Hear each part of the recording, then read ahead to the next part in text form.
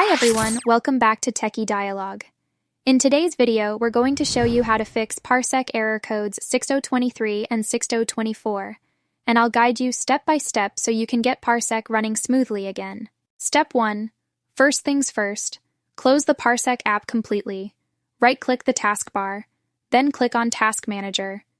Use the search bar, and look through the list for any Parsec processes or services still running. Right-click on them, and select End Task to make sure the app is fully closed. Step 2.